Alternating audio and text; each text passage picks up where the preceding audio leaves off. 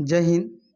आज जो हम आपसे बात करने वाले हैं रासायनिक अभिक्रिया एवं समीकरण सब्जेक्ट क्वेश्चन आंसर है ये, ठीक है। धातु एवं अधातु चैप्टर का नाम है धातु एवं अधातु। आप देख सकते हैं क्वेश्चन आपके पास जो है इस प्रकार क्वेश्चन है बच्चों। देखिए क्वेश्चन जो है यहाँ 1 नंबर क्वेश्चन पे ध्यान दीजिएगा। ऊष्माशोषी अभिक्रिया किसे कहते हैं? एक उदाहरण के साथ आपको समझाना है, एक उदाहरण के द्वारा आपको समझाना है।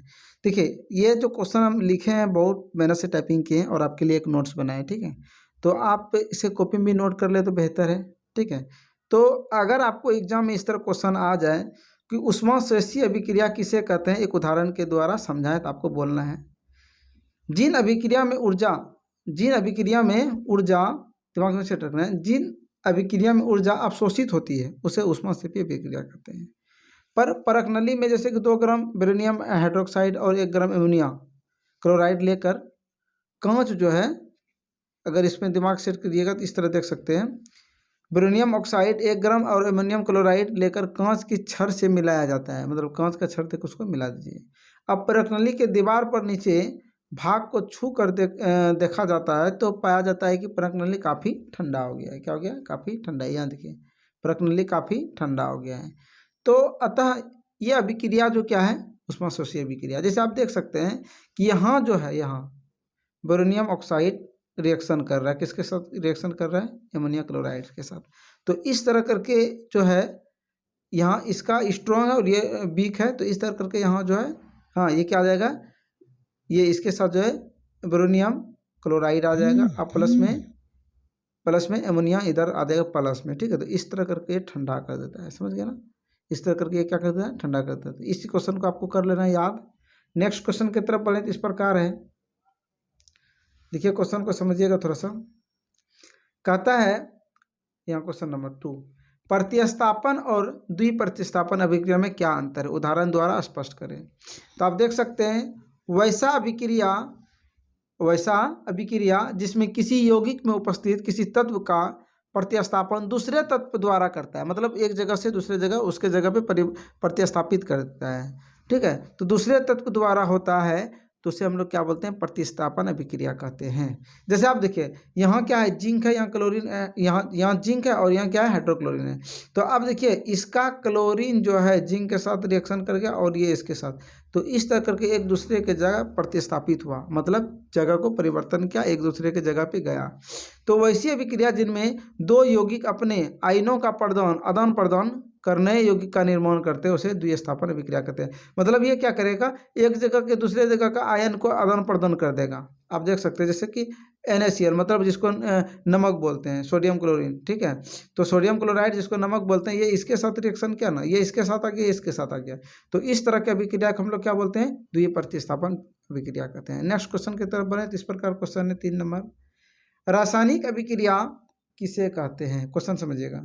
रासायनिक अभिक्रिया किसे कहते हैं? कहता है जब कोई रासायनिक परिवर्तन होता है तो हम कहते हैं कि रासायनिक अभिक्रिया हुई। जैसे भोजन पकाना, अंगूर का जो है क्विनन तथा सांस लेना आदि, ये सभी क्या है? ये सभी क्रियाएं जो है रासायनिक अभिक्रिया है। हाँ, अभिक्रिया के कारण संपन्न होती है, मतलब एक तरह का बोला तो यही सारा चीज़ है रासायनिक। जैसे दही का जमना, ये सब क्या है? रासायनिक अभिक्रिया है। नेक्स्ट क्वेश्चन की तरफ बढ़े तो इस प्रकार क्वेश्चन है आपका बच्चों, दिमाग में सेट रखना है, बहुत इंपॉर्टेंट क्वेश्चन है, याद रखना आपको। नेक्स्ट क्वेश्चन इस प्रकार है, अपक्षेपी अभिक्रिया से आप क्या समझते हैं? एक उदाहरण देना। अपक्षेपी अभिक्रिया किसको कहते हैं? जिस अभिक्रिया में अपक्षेप निर्माण होता है उसे अपक्षेपण अभिक्रिया कहते हैं। जब सोडियम क्लोराइड की अभिक्रिया सिल्वर नाइट्रोजन के साथ अगर AgCl का संयुक्त अपक्षेपण बनता है तो इस पर देखिए ये सोडियम क्लोराइड है और ये जो है किसके साथ रिएक्शन कर रहा है? सिल्वर नाइट्रेट के साथ कर सकता है। तो ये हो गया क्या? सिल्वर क्लोरीन, और ये हो गया सोडियम नाइट्रेट। इस तरह करके आपका जो है ना निकलता है रिएक्शन, उसी को हम बोलते हैं अपक्षेपण अभिक्रिया कहते हैं। नेक्स्ट क्वेश्चन के बढ़े तो इस प्रकार क्वेश्चन है, उत्प्रेरक। क्वेश्चन समझिएगा कितना मस्त क्वेश्चन है। उत्प्रेरक से आप क्या समझते हैं? उत्प्रेरक किसको बोलते हैं? कहता है वैसा पदार्थ जो किसी रासायनिक अभिक्रिया को उत्प्रेरित करता है, मतलब जागरूक करता है, उत्सुक करता है, उत्प्रेरित करता है, उसे उत्प्रेरक कहलाते हैं, तो उत्प्रेरक अभिक्रिया कहते हैं। इस तरह का होता है। जैसे पोटेशियम क्लोरेट को गर्म करने पर धीमी गति से ऑक्सीजन निकलती है, भाई सही है, लेकिन इसके साथ मैग्नीज डाइऑक्साइड मिलाकर गर्म किया जाए तो तीव्र गति से, हाँ, क्योंकि वो उत्साहित कर दिया, उत्प्रेरित कर दिया, इसीलिए वो बहुत ज़्यादा स्पीड में होने लगा। जैसे आपको भी कुछ काम कर रहे हैं, अगर आपको कोई जुनून वाला जोश वाला बात बोलते तो कैसे आप उत्प्रेरित हो जाते हैं, आप ज़्यादा स्पीड में काम करने लगते, उसी तरह ये है। तो ऑक्सीजन निकलता है तो मैग्नीशियम ऑक्साइड डाइऑक्साइड जो है ना उत्प्रेरक का काम करता है, क्योंकि वो उसको जुनून चढ़ाया, उत्प्रेरित किया। समझ गए ना। नेक्स्ट क्वेश्चन के ऊपर बढ़े तो इस प्रकार क्वेश्चन है, कहता है भौतिक परिवर्तन के कुछ उदाहरण दीजिए। भौतिक परिवर्तन के कुछ उदाहरण दीजिए, इस प्रकार क्वेश्चन है। पानी से बर्फ बनना क्या भौतिक परिवर्तन है ना। मोम का पिघलना, पानी से भाप बनना आदि, ये सब क्या है, भौतिक परिवर्तन का उदाहरण है। इसमें सभी परिस्थिति में प्रारंभिक का मतलब शुरू का वस्तु जो है प्रकृति नहीं बदलती है, मतलब ये परिवर्तन होती है। ठीक है, नेक्स्ट क्वेश्चन की तरफ बढ़े तो इस प्रकार क्वेश्चन है, संक्षारण। संक्षारण से आप क्या समझते हैं, आप दैनिक जीवन, देखिए आप दैनिक जीवन में उनके प्रभाव को देख सकते हैं। किस प्रकार, आप जानते हैं कि लोहे की बनी हुई नई वस्तुएं चमकीली होती है, बात सही है। और जब उसमें क्या कहते हैं जंग लग जाता है तो पुराना लगने लगता है। तो कुछ दिन बाद वायु में छोड़ दिए जाने पर उसकी सतह पर, हाँ, क्या होता है, ये देखिए लाली मायुक्त। नाली मायुक्त मतलब होता है जिसको बोलते हैं जंग, हाँ, भूरे रंग का परत चढ़ जाते हैं। ठीक है, इस प्रक्रिया को लोहे का जंग लगना भी कहा जाता है। यह अभिक्रिया अन्य धातुओं की परतों पर भी होती रहती है और उनका रंग बदलता है। जब कोई धातु अपने आसपास अम्ल, आर्द्रता आदि के संपर्क में आती है एवं साक्षरता हो जाती है, तब इस प्रक्रिया को संक्षारण कहते हैं। संक्षारण का कारण लोहे की बनी वस्तु खराब हो जाती है, मतलब जंग लग जाती है तो खराब ही नहीं होगा। इस प्रकार क्वेश्चन है, इंपॉर्टेंट है, इसको क्वेश्चन को नोट कर लीजिएगा बच्चों, बहुत इंपॉर्टेंट, ये नोट्स है आपके लिए। ठीक है, और इसी से नोट से आपका एग्जाम में भी क्वेश्चन टच करने वाला है। ठीक है, अब देखिए नेक्स्ट क्वेश्चन, ज्वलन ताप क्या है। तो ज्वलन ताप जो है, क्वेश्चन जो है ज्वलन ताप जो है, इस प्रकार दिमाग में सेट रखे। ज्वलन ताप जो है, ये जो क्वेश्चन है बहुत इंपॉर्टेंट क्वेश्चन ये वाला। ठीक है, ज्वलन ताप क्या है।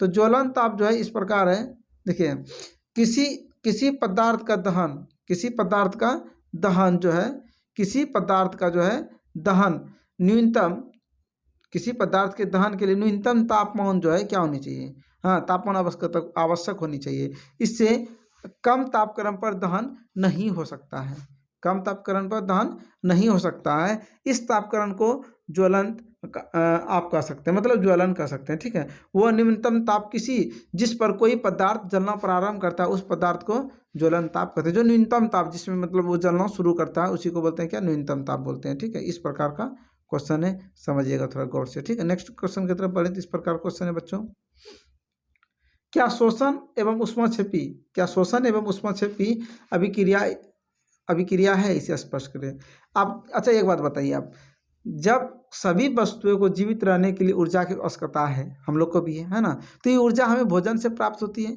पाचन क्रिया के समय खाद्य पदार्थ छोटे छोटे टुकड़ों में टूट जाते हैं, जैसे चावल, आलू, ब्रेड, कार्बोहाइड्रेट, ये सब होते हैं। कार्बोहाइड्रेट को टूटने से ग्लूकोज प्राप्त होते हैं एवं ग्लूकोज हमारे शरीर के लिए कोशिकाएं में उपस्थित ऑक्सीजन को मिलकर हमें ऊर्जा प्रदान करते हैं कि नहीं करते हैं। तो इस तरह करके जब ऊर्जा प्रदान करते हैं तो इस अभिक्रिया को क्या कहेंगे, विशेष नाम शोषण ही है। अतः शोषण एवं ऊष्माक्षेपी अभिक्रिया में कोई अंतर नहीं है, और अंतर जो है ना बस इतने सा है कि वो टूट करके, हाँ, हम लोग को ऊर्जा प्रदान करता है। ठीक है, नेक्स्ट क्वेश्चन की तरफ बढ़े तो इस प्रकार क्वेश्चन है बच्चों, बुझे हुए चूने के विलयन का उपयोग दीवारों के सफेदी करने के लिए किया जाता है। बस, तो बुझा हुआ चूना जिसको हम लोग कैल्शियम हाइड्रोक्साइड वायु में उपस्थित कार्बन डाइऑक्साइड के साथ धीमी गति से विक्रिया करके दीवारों पर कैल्शियम कार्बोनेट की पतली परत बना देती है। बस सही, सफेदी करने के 2 से 3 दिन बाद कैल्शियम कार्बोनेट का निर्माण होता है, और समझिएगा, और इससे दीवार का चमक आ जाती है। यह कारण है कि बुझी हुई चूने का विलयन का उपयोग दीवारों को सफेदी करने के लिए, मतलब पेंट करने के लिए किया जाता है। नेक्स्ट क्वेश्चन की तरफ बढ़े तो इस प्रकार है, वियोजन अभिक्रिया से आप क्या समझते हैं। वियोजन अभिक्रिया आपसे आप क्या समझते हैं। कहता है जब एकल अभिकर्मक टूटकर छोटे छोटे उत्पाद प्रदान करते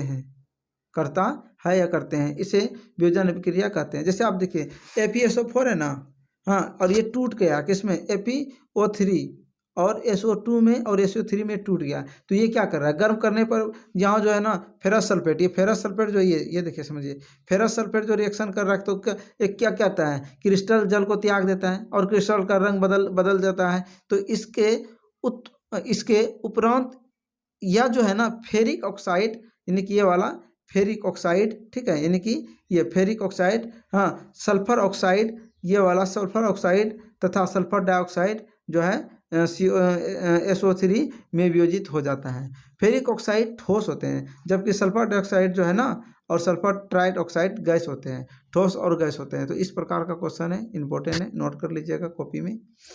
12 नंबर क्वेश्चन इस प्रकार है, संयोजन अभिक्रिया किससे कहते हैं, एक उदाहरण से स्पष्ट करें। ऐसी अभिक्रिया, देखिए समझिएगा, ऐसी अभिक्रिया जो या जिसमें दो या दो से अधिक अभिकारक मिलकर एकल उत्पादन का निर्माण करता है उसे संयोजन अभिक्रिया कहते हैं। देखिए कितना मस्त क्वेश्चन है। तो यहाँ जो है कैल्शियम ऑक्साइड और क्या कहते हैं H2O जो है ना, रिएक्शन जब इसके साथ किया तो क्या बना, तो ये एक नया पदार्थ बन गया, तो एक नया पदार्थ का निर्माण क्या ना, तो इसी चीज़ को बोलते हैं संयोजन अभिक्रिया कहते हैं। नेक्स्ट क्वेश्चन की तरफ बढ़े तो इस प्रकार क्वेश्चन है, देखिए क्वेश्चन बहुत इंपॉर्टेंट सब है। संतुलित और असंतुलित समीकरण में क्या अंतर है, देखिए बात समझिएगा। ये क्वेश्चन जो है बहुत इंपॉर्टेंट और एग्जाम में VVI क्वेश्चन है, ये VVI क्वेश्चन है, याद रखना VVI क्वेश्चन है, बहुत इंपॉर्टेंट क्वेश्चन है। देखिए संतुलित जो है, संतुलित और असंतुलित अभी समीकरण में क्या अंतर है।